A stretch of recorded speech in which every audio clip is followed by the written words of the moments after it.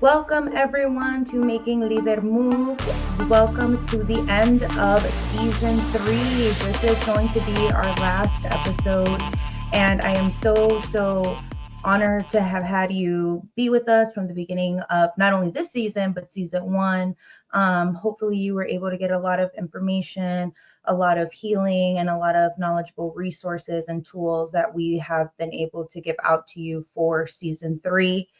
Today on Making Leader Moves, I am so excited to close out with our guest Ebony. And just to put a disclaimer, neither our guest Ebony nor myself are medical professionals. We are having a conversation on how we personally manage our chronic conditions and or disabilities. So please seek medical and or professional help if you do not feel well or if you feel you might have a medical condition yourself. On today's show, we are going to talk to Ebony on the subject of autism, or also known as Asperger's. But before we begin, I do want to give you an intro on who Ebony is. Ebony is a highly accomplished curriculum and instructional coach, freelancer, copy editor, and body contourist. She's also an aspiring writer working on young adult novel series focusing on a diverse group of African American youth, as well as her own memoir about the intersectionality of her life as a neurodiverse woman of color raised in poverty. Hello, Ebony. Welcome to Making Leader Moves. I'm so excited to have you on the show.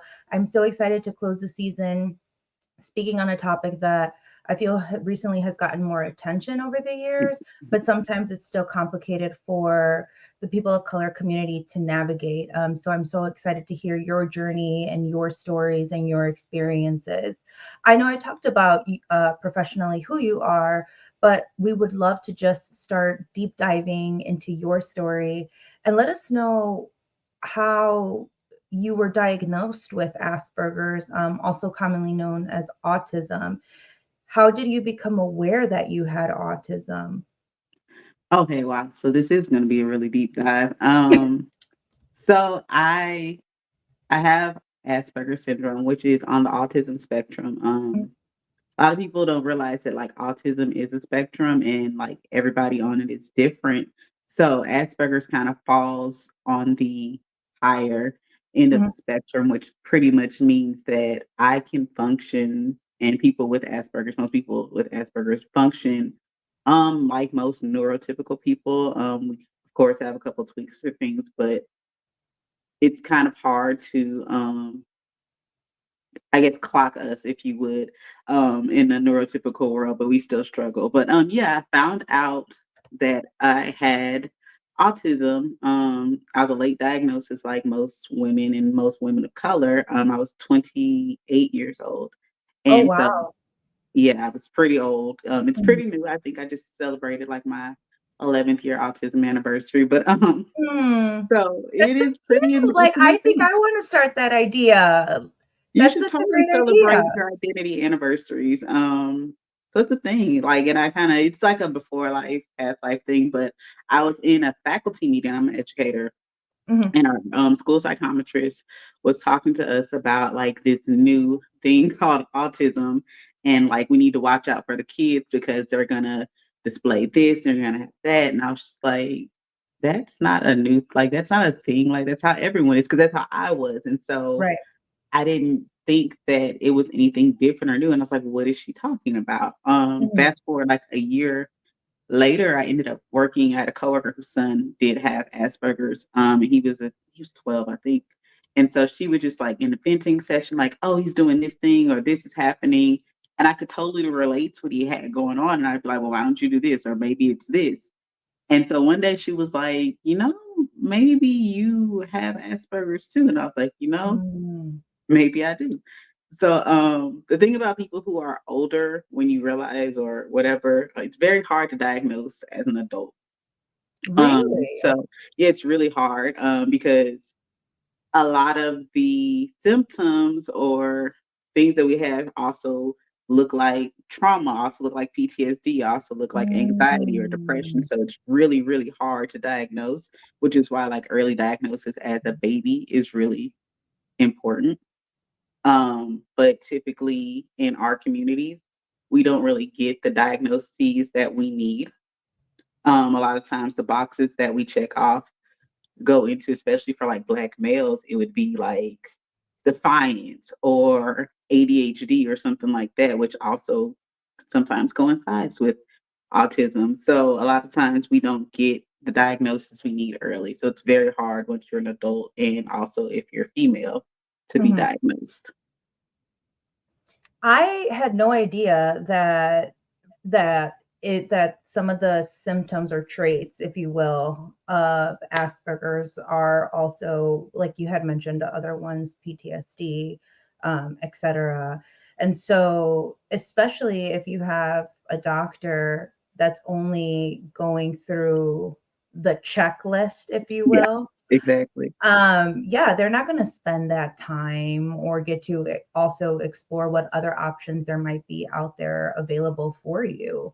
So I do see the importance of, and also the importance of getting diagnosed when you're young. You're able to manage Oh my gosh. a lot, yeah, like a lot more. And I think that's something that you and I are going to be able to talk about later, is just when you're diagnosed so into your adulthood, it's almost like a light bulb, but it's also like, man, I wonder how it's sad that you kind of think like, man, I wonder how my life would have been if I would have been Definitely. diagnosed at a younger age. But you can't go in the past. You grieve that for a little bit, but you have to move forward, because if not, you'll be stuck in that depressive state or that sad state, or that what would have happened, or could something else have worked out better for me. And it's just like, you don't want to waste your energy and time doing that. You just want to move forward. Okay, so when you finally got diagnosed, it was at the doctor's office. How did that doctor's visit go? I know when you and I spoke a little bit, it's funny because you were the only person who had a different point of view throughout all of the visitors on this season. Oh wow. Everyone was like, "Yeah, I was relieved. I was, it was the validation," and you came with a great perspective. So I would love for you to share that with our listeners. Yeah, no, I think initially I was relieved and I was like, oh, I am not this weird anomaly. Like this is the thing, and other people have this, and I'm gonna be okay. And what I was looking for when I was initially diagnosed was like a pill or something that was going to make me normal, or like I wouldn't have to suffer with these things. But there is no pill. It was kind of like this is just who you are. And you Mhm. just kind of have to be this way. So I actually went into a very deep depression, like you mentioned, and I kind of like, I think it was like 2 years where I kind of just mourned and was like, "What do I do now?"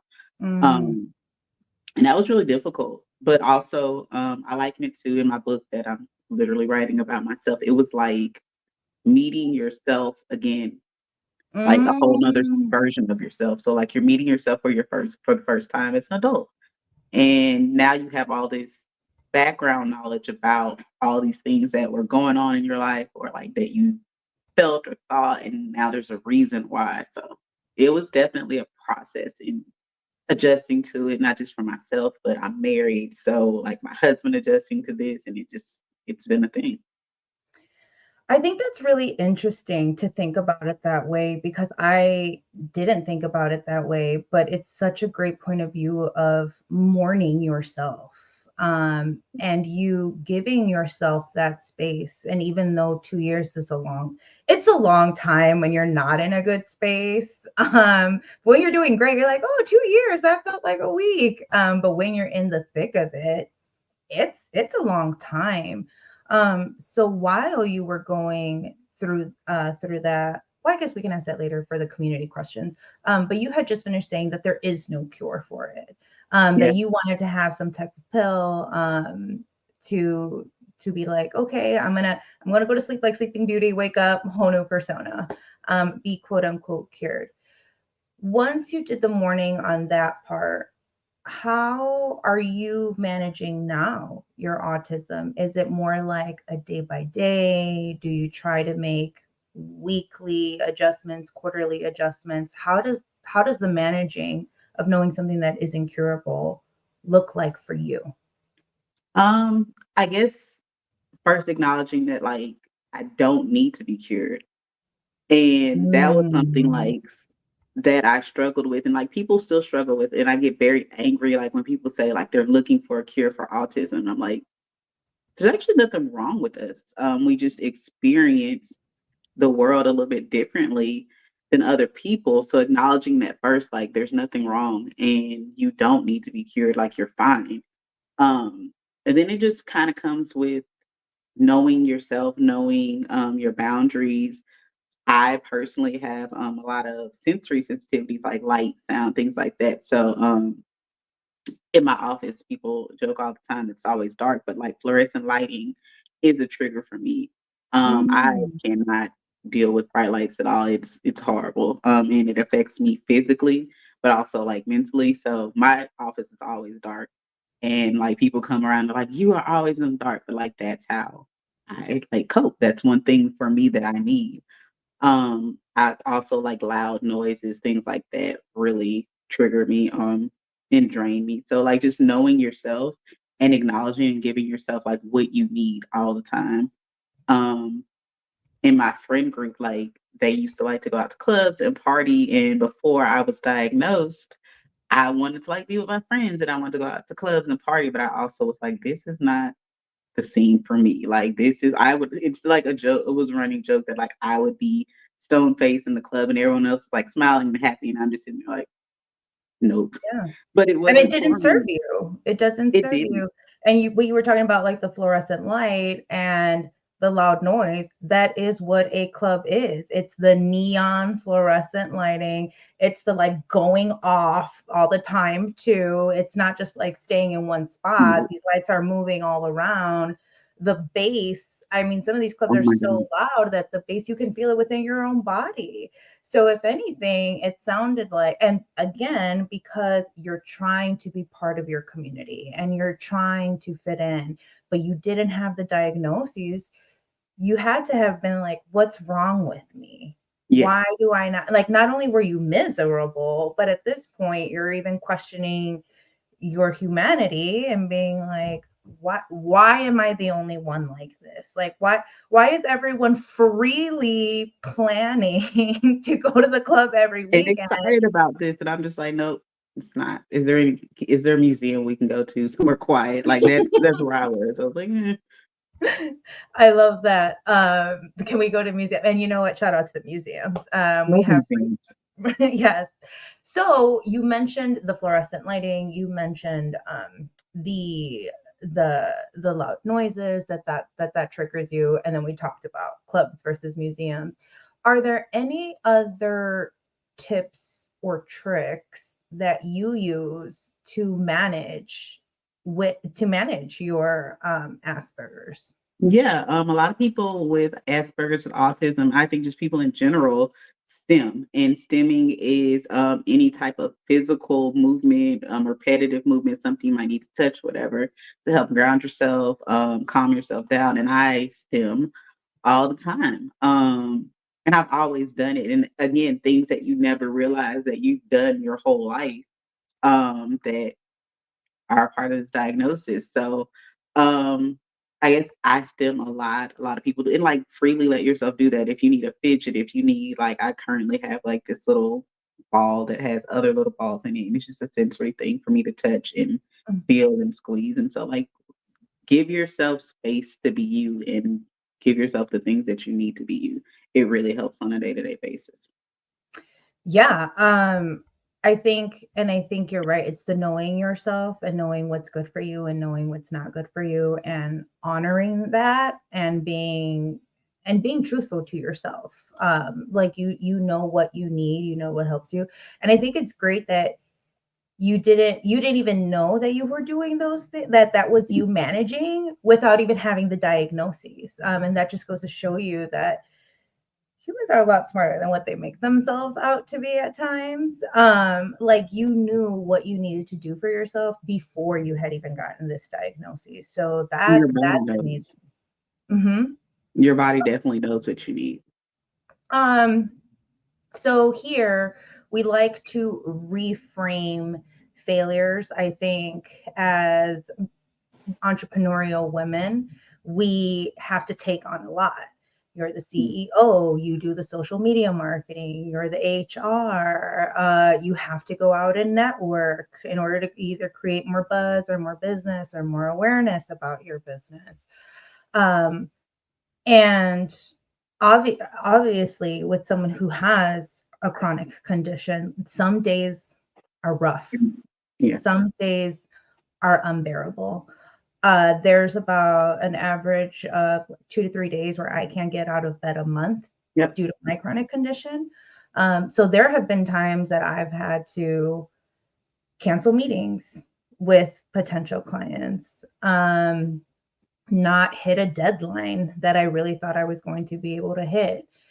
And I've learned to reframe it as not seeing it as a failure, but honoring my body Yes. and honoring that it's okay to not be okay. And it's okay to not be productive in a society that makes you feel that if you are not Mhm. productive, you ain't shit. Um, Exactly. so, what would be an instance that you personally had where you quote unquote had a failure, but you've been able to reframe it and being like, no, I'm actually a warrior. I'm badass, and it's okay to not always quote unquote win. I think I fail every day, honestly. But I've gotten so I'm so vocal and so about who I am. Mhm, And whenever I like start a new job or whatever, I tell people like, look, I have Asperger's and this is how it's gonna affect you, this is how it affects me. mhm, And like I just let them know off the top, like this is what it is for me. And so some days I may be like this, or I may say something that is offensive to you because I don't always understand people's feelings or how what I say would offend you. But mhm, if I do, please tell me so that I can, because that's a part of the thing that I'm trying to do. So I'm always just like very vocal now about my needs and what is really going on with me.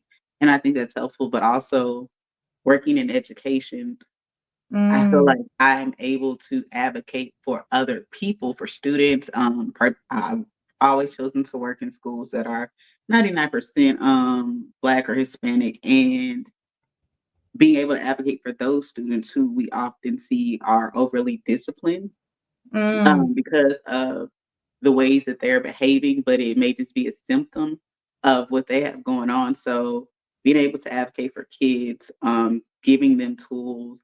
A lot of them will say like, I have ADHD, and it's like this negative connotation for them. And I'm like, actually, I do too. I mm, have autism and ADHD, and we talk about that, and it makes them feel like free to be able to see, like, I'm an adult and I'm thriving and I'm successful, and I also have this thing. So I don't know, that like, for me, that is my reframing, that's my joy all the time with it. That's a major win. The fact that you are brave enough and have the courage to let people know, hey, I'm going to mess up. It's just part of who I am. There's certain things that I can't pick up on, but let me know. It's not that, like you were saying, like, I'm not trying to be mean. This is just who I am. So let's have a dialogue. Let's have open communication. And you start off that communication. So that's great. But like the unremarkable win is you being a live prime example to these students, because it's absolutely true. They do, especially in the inner cities. If you're a teacher in the inner cities, like the over discipline for students of color is just it's out of this world. But for you, it's yeah. But for you to say like it's okay and have them already change their mindset at such a young age, because they come in thinking that there's something wrong with them, Yeah, or that acting up is just acting like that's just who they are, and you're exactly. letting them know like, hey, listen, I have this, it's okay, we all have our bad days, but you can still thrive, you can still be the leader that you want to be. Don't let this stop you. And I think that's amazing that these children who come in with such negative connotations of themselves, and I can't even imagine the self-esteem issues that they come in with, and you turning that around for them and giving them the space to succeed and the space to be themselves and the space to be that it's okay to not be okay is just my gosh, like It makes me so kudos to you. That's like you're a superhero. I try, and I mean, I also I want people to have acceptance and empathy for other people. So I think recently with my 8th grade students, we did a whole unit on like multiple intelligences and neurodiversity, and they read and learned about different ways that you can be intelligent or different ways that your brains are. We read books about people who had all these different neurodiverse conditions, and I'm hoping that it brought awareness, and I'm hoping that it made them feel seen and heard, Mhm. but also like have empathy and acceptance for other people. Oh, I love it. I love it. Thank you for doing the work. Thank you for being a superhero. Thank you for reframing these kids' minds from going to I'm not good enough to I'm different. That's okay, but I can still win in Yes, this world and in my lifetime. Um, so you're their community. I try to be. You're their community, and now we're going to talk about what your community is. So when you finally got diagnosed at the age of 28, how one did you let your community know, and two, how did they react? Um, I don't know. I'm just a very, and maybe it's the Asperger's, maybe it's the autism. I just kind of say things, and they Mhm, kind of land where they land. And so I said like, hey, I have Asperger's. It's part of autism. It's not a new thing. It's who I've been my whole life because I people really don't understand it. So I didn't want them to feel like it was like a new diagnosis of something that I contracted from somewhere or something. mhm, So there was that. And I think my parents and my immediate family, like my mom, my dad, my brothers, being Black and being in the generation that they grew up in, it just exactly. mental health is not a thing. Mhm, So me saying, "Hey, I have autism, I have Asperger's," was kind of like, and their reaction was like, "Oh no, like don't claim that. Like you're fine. Just don't acknowledge it." I was like, "Yeah, no, that's not how it works. mhm, It's who I am."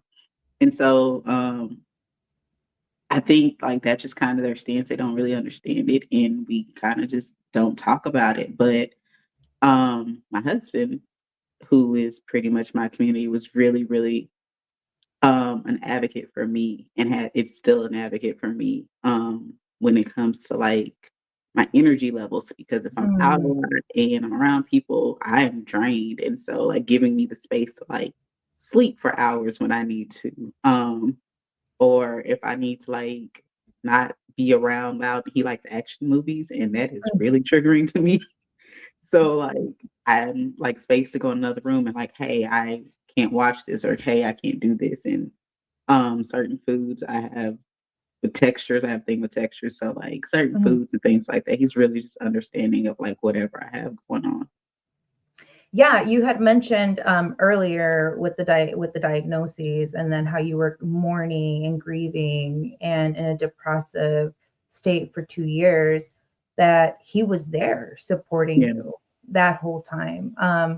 How so? Obviously, right? He gives you space. How did he show up for you when you were in that depressive Ooh, black hole mode? Yeah, because that's when you have, and whether it's, a husband, a partner, a best friend, and you're in the thick of it, and they stick. I think it's the sticking with you it's that sticking. it's the sticking. It's sticking. I think I felt like for those 2 years, I was literally on autopilot, like, there were Mm, only a certain amount of things that I could do, and those are the things that I was doing. Like, I can get up, I can eat, and I can go to work, and I can come home. And at that time, our son was he may have been like 2 or 3, so he was a toddler. mm, And so my husband kinda just took on everything household wise, like laundry, cooking, like taking care of our son, like everything. He just kind of picked it up on his shoulders and like did it for Mhm. however long I needed because I couldn't. Yeah. How did shout out to your husband, by the Yeah, way, for being such a great support system for you and and being with you in that tough time because it's very easy for people to just leave yeah, it is. when you're going through it. I've had people leave when I've been in the thick of my depression, and it's sad because you're already in the thick of it, and then on top of that, you no longer have that relationship anymore. So you have to grieve the relationship on top of Everything the else. the black or gray cloud that you have. How were you able to get out of that zone? I actually started therapy, which is I think everybody should have therapy, whether you have autism or not. Like just your life is hard and you need therapy. It should just be Um, an automatic at this it point. should, and it should be free because listen, Thank I you. know I've I've probably bought a yacht with all my therapy bills. However, it's expensive, but yeah, It is. therapy really helped, and especially with like the early part of the diagnosis. So the therapist I was going to was like, okay, let's like break this down Mm, and let's see where you are and where you aren't. So the other part of it is that like a lot of people push onto you what they think you should be like when you have autism. Um and so unlearning that, unlearning like who I actually am as opposed to like the stigma and the stereotypes was a really big mm, thing. Um and so understanding like that a lot of the things that were pushed onto me as a person with autism was based on research done on white males, um, from people who did not have the lived experience of being autistic. So I was like, they actually don't know what they're talking about. And like processing that in therapy and talking about like, no, actually I do understand feelings that and it wasn't that because of common misconceptions that people with autism don't have a wide spectrum of feelings or don't understand feelings. When in actuality, for me, I feel them really deeply. So mm. it's a lot for me. Like it's always like over. Like if someone else is sad, like I'm bawling with you and I don't even know why you're sad, but I'm crying and I feel all of it Yeah. too.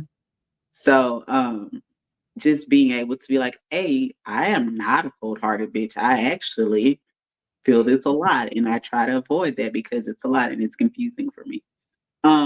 But yeah, therapy was a game changer in being able to accept it and like move forward throughout the depression.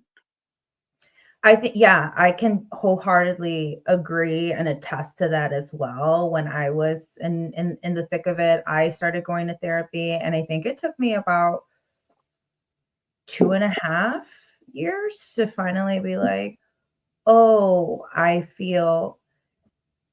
And it's not that I felt like my that I started to. I started to feel, quote, unquote, "like my old self." It wasn't until maybe year 3, 3.5 that I was like, "Oh, I'm back." But I wasn't back to the person that I was in the before You're a the new cloud. person. I came as a different person, but I think the essence of who I am came through. But this time it was a stronger Giovanna, a more compassionate Giovanna for Exactly. herself, a more forgiving Giovanna, to herself, a more, uh, don't take life too seriously. I feel like that's a big one. Um, and so did you feel the same way too? Like when you were coming back, it was just your essence, or did you feel like, Yeah. oh yeah, it's the old me again? I don't think I thank God I'll never feel like the old me. I Mhm. think I don't know, it's just kinda like one day I woke up and I was like, you know what? Not super depressed anymore. This is good. And it just kinda gradually like unthawing Mhm. almost. Yeah, definitely more compassion for myself and for other people. more accepting of myself, understanding that I am not my productivity, which Mm, was big. That was huge for me. Um, and my worth is not based on what I produce. And me being a person, like that was a big thing. Like I think for so long, especially in the depression, I just didn't feel human. Like I don't know how to explain it, but like it was very much me opening up to feelings and experiences and allowing myself to feel the ways that I felt. I love that, and I'm happy that you have came out of the thick of it. And that doesn't mean that we don't have episodes Yeah, in between, but it's almost like, and I don't know if you experience this in therapy, but it's the tools that you end out with. So when you feel it coming or you start seeing the signs, you start being proactive because you know the and forgot where I read this, but it had said something of like depression is not a stagnant state of mind. It mhm, comes in waves. it The does. waves come and go. They don't stay stagnant. As a matter of fact, it might have been my therapist who said Shout who out to had therapists. yeah. And that has helped me a lot because I remember when I started feeling a depressive episode come on, I was crying in my session and I remember telling her, I don't know what to do. Like I don't want to feel this way. And I was getting so anxious about going back and it taking another 2 years. And she Yeah, reminded me, like, you are strong. You now have compassionate for yourself. You now love yourself. You now accept yourself, like you had said. You are not your productivity. It is okay to rest. It is okay to feel sad. And I think that's something else that we see in society and in social media all the time. It's the best of your version, it's the yeah, happiest of your version. So, anyone that you're following, you never see what's behind the scenes. And so, innately, you're there's some type of comparison there because every yeah. person that you're scrolling through, you're like, why are they so happy? Why do they have so many They are smiles? living their best lives, and I am not.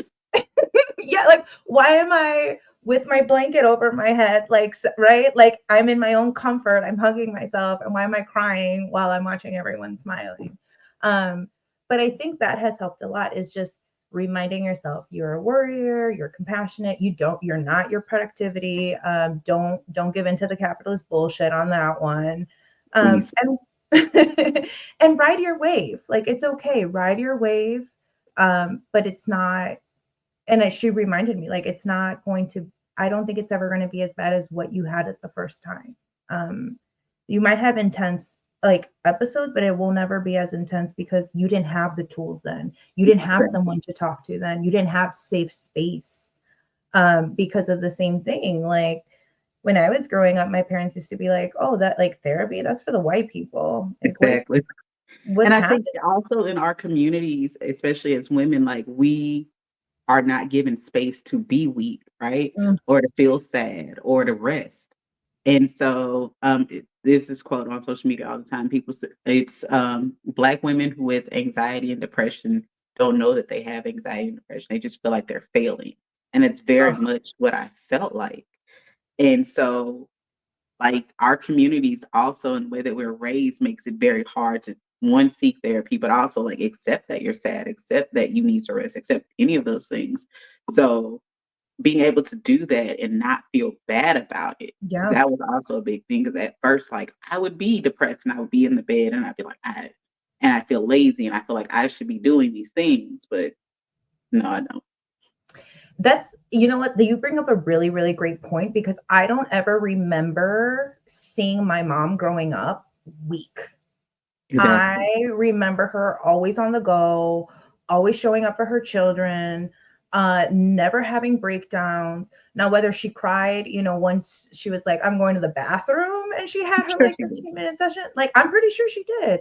But you're right. Like, why do especially women of color have to be like not a matriarch in such a bad way. Like they're the ones who have to lift up a whole family. And I'm not just talking about their immediate family. I'm talking about still uplift Everybody everybody. in the community, in the neighborhood, and everybody, and you're holding them all on your back, and it's like, I can't. Um, and I just remember like when I was in the depression, one of my favorite books is Beloved by Toni Morrison, and Setha talked about wanting to just shut off her memory. Like, why can't I just not feel Mhm. this way? Like, why can't I just stop remembering? And when can I rest? Mhm. And like that's wholeheartedly how I felt. I was like, look, can I just have a mental breakdown already so I can get a little bit of rest? Like, can I go to the hospital for like 2 days and just break down? And I couldn't. Mhm. It's yeah. I mean, and then that's the empathy that you're giving yourself now of like it's okay if I have a breakdown. I don't need to go to the hospital. I can have my breakdowns now in my home, and my community, aka my child and my husband, like they know what's up and they know it's okay. You talk about the community that you have in your home. Do you have other community that helps support you with your Asperger's? So the friends that I had before, we are no longer friends. And so Mm. that's been hard.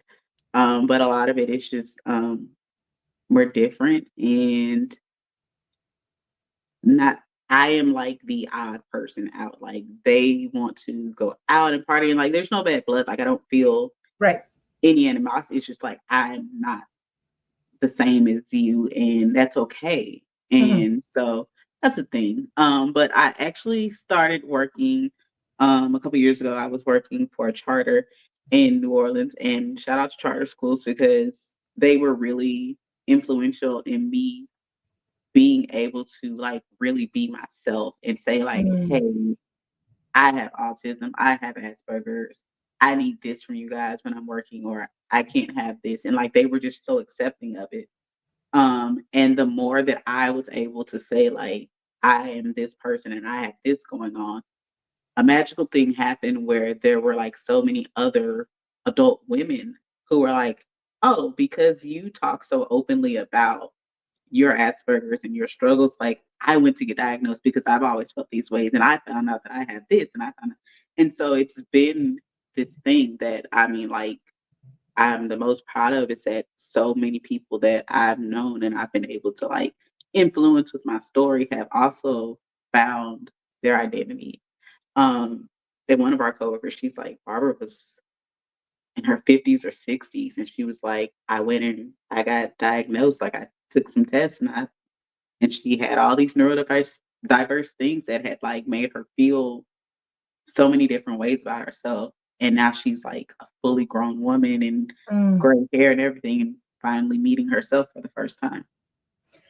Look at you, Ebony, creating your own community and giving them the space. Like you ended up providing a safe environment, a safe space by being brave, telling your story, telling your journey, letting the folks who work at that charter school what you needed to thrive, what wasn't necessarily for you. And then all of that ended up creating a community where they're like, girl, same. Like, I went to So go get tested and this is great. So your bravery ended up, and she's probably having the same experience as you, your 50 plus colleague of meeting herself again, now that she has this and being able to navigate it. So I'm glad that you were able to find your community with the students, with the faculty and the staff, and being okay with letting go of some of the friends that you had in the past because they can't, they either can or don't want to accommodate exactly. for you. And And that's hard because a lot of these people you grow up with, or you've known them for years. Some Years. are, your sorority sisters at times, and then they still want to live a certain lifestyle, not honoring your needs and not honoring your what you need from them. But yet they're always down for you to give, give, give, but Yeah, they can't meet you, not even halfway. Because exactly. yeah, because like, why can't a girlfriend not go with you to the museum? Can we Why? please go to the museum? Can we go on ghost tours? I like supernatural stuff. So like I am always, I don't know. And that was again, shout out to therapy. That was a thing of like being able to let them go. Yeah, We've been friends like 20 years since college. So it was really hard, but like understanding that like they just are not, they don't serve me and they're not meeting me. And I ended up always feeling empty because I was always giving and I yeah. wasn't ever receiving. So Again, it goes back to the we're carrying everything on our back, but who's serving us? It can't exactly. be the glass half empty. I need you to pour into my cup as well if I'm overflowing yours. So, yeah, shout out to therapy for letting us know which relationships no longer serve us. And it is sad at times. And you do grieve because at the end of the Yeah, day, it's still a relationship. It may not be a sexual relationship, but there's still some type of relationship there within. I mean, hello, it's called friendship, you know? exactly. There's a shift. So yeah, so shout out to you for honoring you, serving yourself, finding your community, still trying to find your own community. Um, it's hard as you get into an adult, to create community at times. I go out to networking events here in Chicago because I like I don't I all of my community is either on the West Coast or East Coast. So But I live here and I'm like, I need to get out more. But even within that, I have to honor myself because there are just some events that my body won't, like, either physically I can or mentally I'm just not there. And so before I used to get upset with myself, like, I need to go because I need to meet people, or who knows what chance I might have missed. I don't know who was at yeah, that networking event, but they might have been able to help my business scale, whether that's through a new contract or a new colleague or new collaboration. But you know what? Like how you were saying in the beginning, you have to honor your body. And if your body is not okay and your mental state is not okay, you don't have business to be there.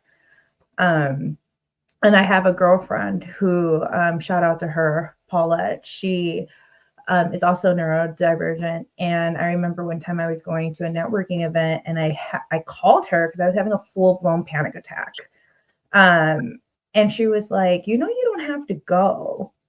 And I was like freaking out. Like, what do you mean I can't? What do you mean I don't have to go? Like, girl, I took the gas here. Like, it mhm, was a 30-minute drive. Like, I just mhm, have to. I have to. And I was putting all this unnecessary pressure onto myself. And she told me, you need to have a 15-minute check-in plan with yourself. Like mhm, if you feel so strongly about going inside, know that you don't have to stay the whole duration.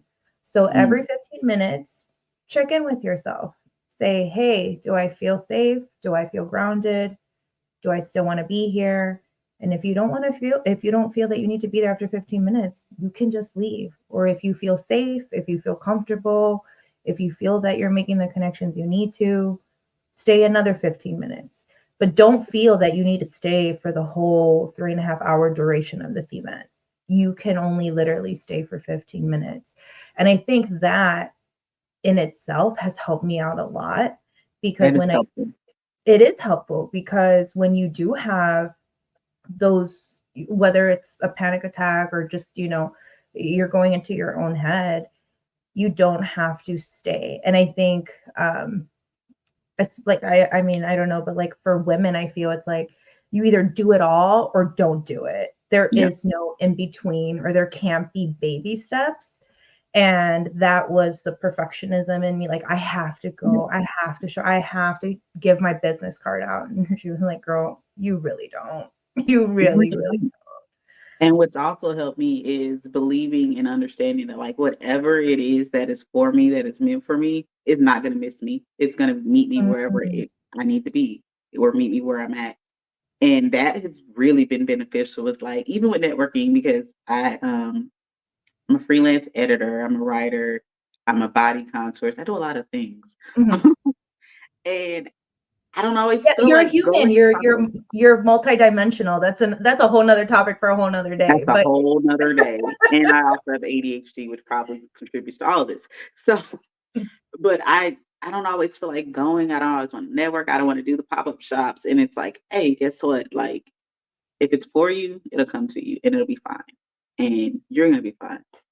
true. I mean, I think that's very true. I don't again, it's the capitalism that we were brought up with that you have to go, you have to show up, you have to be your best, and you have to, take all of the opportunities. But if you're taking all the opportunities, you're missing the ones that do align with you, the ones that Hmm. are meant for you.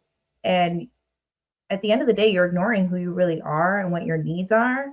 So, to your point, if you're serving yourself, those opportunities are going to come regardless because they're meant for you because you're taking care of you. So, I love that. That's another reframing. I love it. Um, I want to move on to resources. Are there any books, podcasts, anything other than therapy that you use as a resource to, whether it's manage, educate, etc., on Asperger's? Um, well, okay, so I have been trying to write my book Yes. forever. And it's a work in progress. And so like Instagram honestly has been there are so many communities in Instagram and I'm so grateful for it. So there is like a large autistic community specifically. There is an autistic community for Black women um that is growing and I'm too old for TikTok. I can't TikTok, but I hear there are a lot of resources on TikTok. I don't have a Um, TikTok either. I I keep just getting can't. told by my younger cousins, like, you just need to get on it I already. can't. I can't do another social media at this point. Thank Um, you. Same. I listen to a lot of audiobooks, which is, I guess, another way of therapy for me. But I listen to a lot of memoirs, self-help books, and surprisingly, Paris Hilton did not expect to get a lot from Paris Hilton's memoir, but I did, and I didn't know that Paris Hilton has ADHD. So, um, she went very deep into talking about her brain and how it works and how it's different, and being shamed in school and like in her family for the ways that she was, but then being able to embrace like, hey, this is my creativity. This is what's making me successful. This is how I get all these ideas and I'm multifaceted and I can do all these things. And so shout out to Paris Hilton because I would have never thought any of those things. So like listening to audiobooks honestly has been really helpful for me. I'm today years old, finding out that Paris Hilton had ADHD. I had no idea.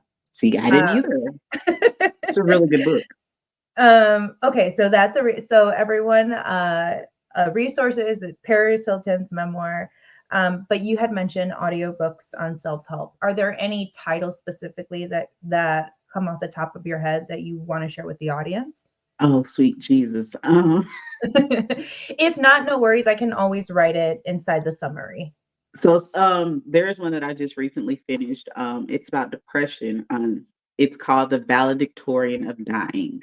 It's a really weird title, but in short, um, the person is has struggled with depression her entire life, and so she tries this experimental treatment where she literally dies for 15 to 20 minutes, 3 times a week, and it cures her depression.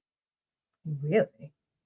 Yeah, it's pretty interesting, It is but pretty interesting. she definitely goes into in depth about like her depression and how she felt and like why she was depressed and like just waking up every day wanting to die. And I can completely relate to that. Mhm, mhm. And I think, again, it goes back to being the multidimensional. Like, you not only have Asperger's, you have ADHD, and you also suffered through depression. It's not just a one label or a one diagnosis type of thing.